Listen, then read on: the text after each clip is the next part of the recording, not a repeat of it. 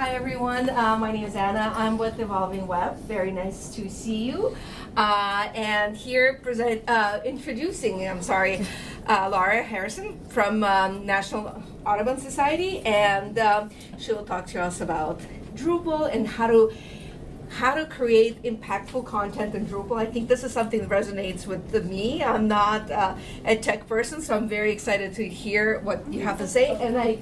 And I encourage everyone to check out their website. It's so visually pleasing and beautiful. So please just check out their website, because I spent half the day yesterday just looking at the pictures, because you even have its own like photography section. And yeah, so welcome. Thank you. Thank you. Thank you so much. Hi, I'm Lara Harrison with the National Audubon Society. If you don't know what that is, it's basically bird people. The easiest way. Wait, sorry, I just gotta ask you a question. Can you explain? I always found it fascinating. Oh? So people love, like, birds or something that... It's a cult, yes. It's a cult, right? Yes, Okay, for sure. For sure. Well, one thing, of course, is if you're not believing in climate change, I'm so sorry. But we are very impactful about making sure our environment is safe and healthy and is for everyone. So the biggest thing for us is, of course, we care about our birds, we care about our climate, but as long as the bird habitats are safe, then the people are safe. Because it doesn't matter where they're located or where they're nesting or migrating to, those are the places that we want to make sure that they're good. So what Anna talked about earlier, we have our website that is very visual, and I'll kind of talk about that a little bit, of just simple things, just flocks of birds, but it's so engaging and people love it.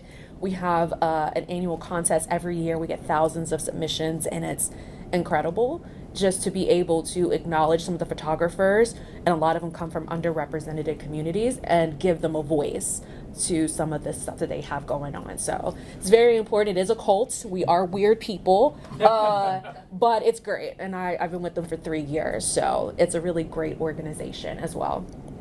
I am a true communications person, so I do have notes, because I will be here and I will ramble. So this will make sure that I'm on task.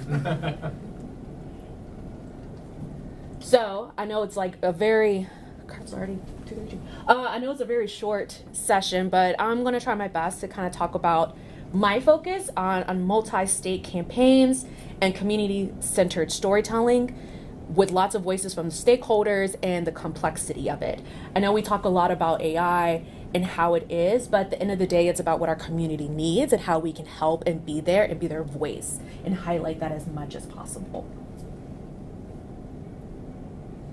So, a little bit of background. Oh my gosh.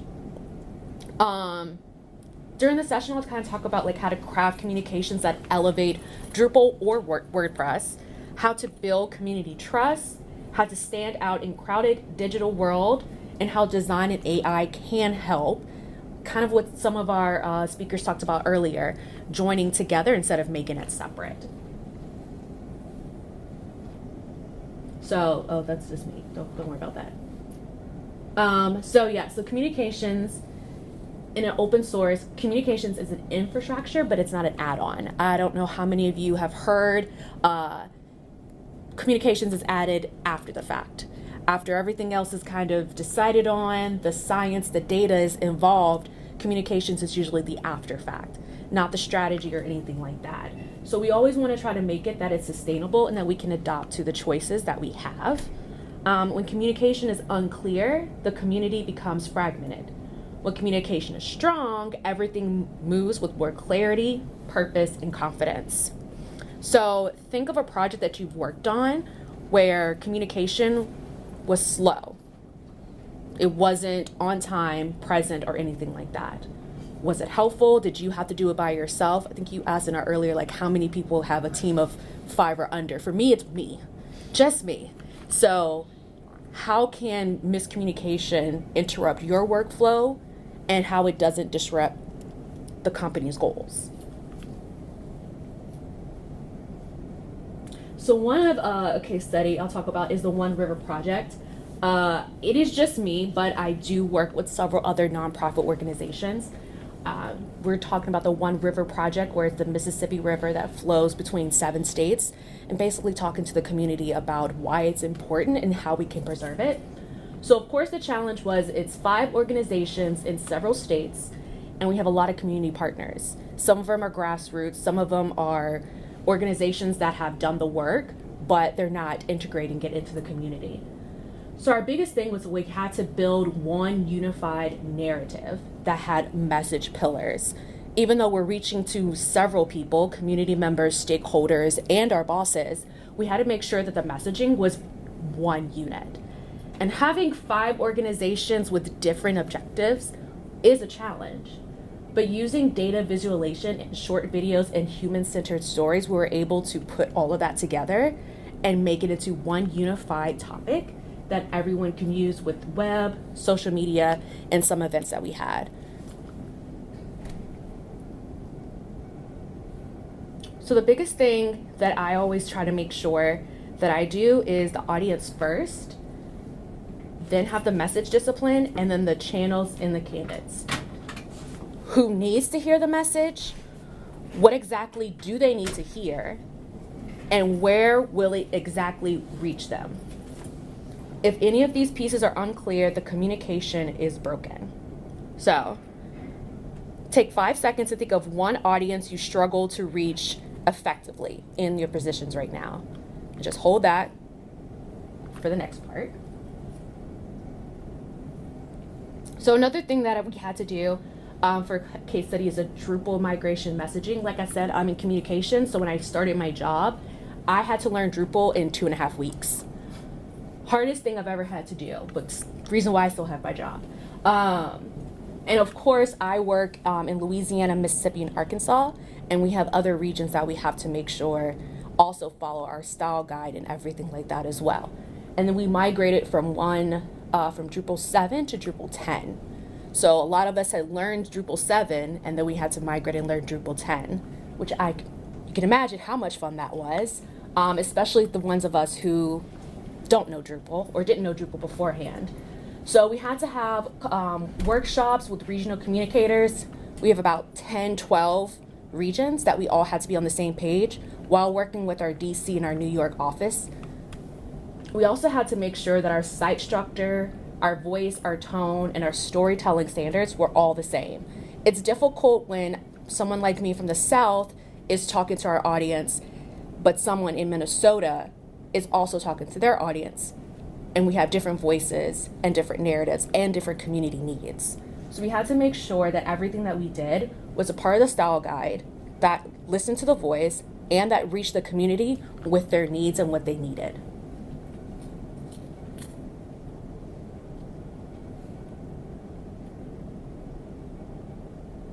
So once you know your audience, you realize that your audience is the designers and developers, the clients, the regional teams, and peer communities. We always want to make sure that we're listening to what the community needs, not just always what our job or our goal is, but what really the community and the members need. So we always try to use AI as to help us, but not to be the voice. We always want to make sure that the voice is always centered. So we use AI to accelerate our comm workflows, Adobe for sure, Claude, I know someone talked about Claude earlier, best friend, love Claude. ChatGPT for messaging framing, but always to make sure that it does the work, but it's not the voice for us.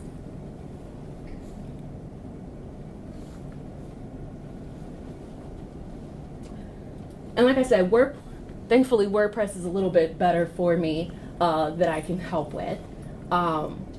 It helped with onboarding, ambassador. We have a lot of communities. We do HBCUs, historically Black college and universities chapters, where we're talking with more younger generations. They're more familiar with WordPress, so that's how we kind of integrate and work with them. For Drupal, we do it kind of more with our storytelling. A lot of our visuals come from Drupal as well, where we're able to utilize all of our access that we have, especially the photography contest that I mentioned before.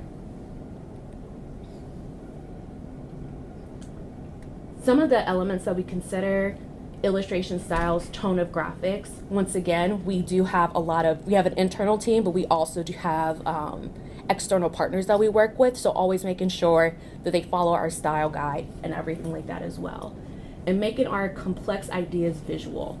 Like Anna said earlier, we are a very visual based company, and we always want to make sure that our visuals tell the story, whether that's some of our volunteers working at a field mine or a lovely hummingbird migrating from Brazil.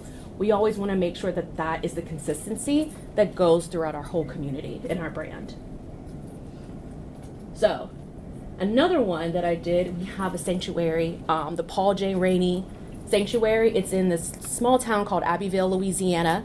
You can only get there through a boat, middle of nowhere, but it's over 2,500 acres of just wildlife, but beautiful acres of land as well. It turned 100 years old, and it looks like it's 100 years old as well.